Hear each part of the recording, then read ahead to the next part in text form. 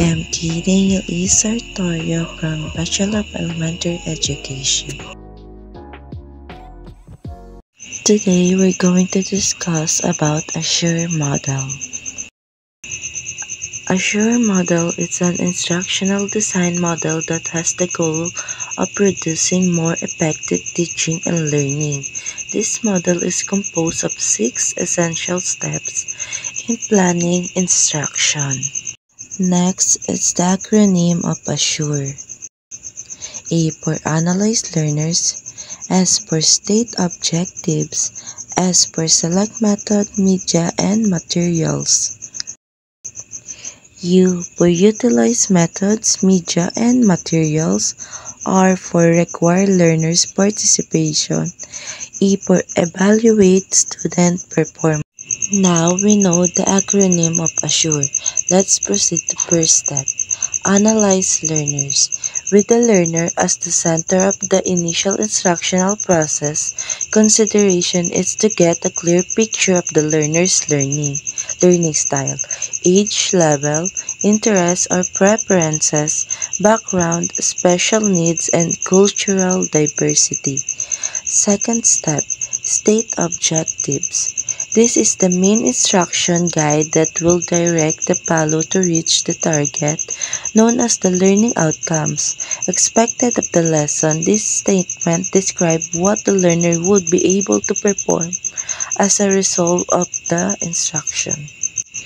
Third step, select methods, media, and materials. Selecting the most appropriate way of delivering the lesson and using the applicable media or technology can effectively make learners acquire understanding of the lesson or gain the competence desired. Fourth step, utilize method, media, and materials. It is important to preview or use media and materials before your lesson, especially when using technology, smartboard, document, camera, streaming video, to make sure everything works appropriately.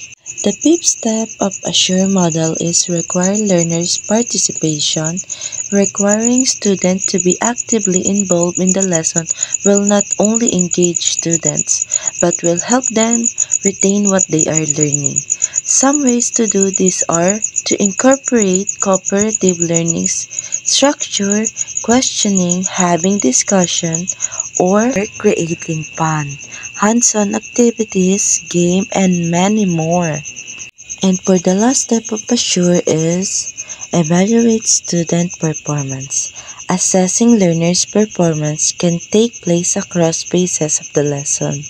However, it is emphasized that the basic rule is that the evaluation should be congruent to the learning outcomes provided in the lesson. Some learning outcomes can be sufficiently evaluated using a pen and paper test, but there are other learning outcomes that can be assessed by using rubric or having a graded write-up through the use of a portfolio assessment. The teacher decides which is appropriate for the intention of the evaluate activity. That's it. I hope you gain a lot of knowledge from Azure Model. Thank you.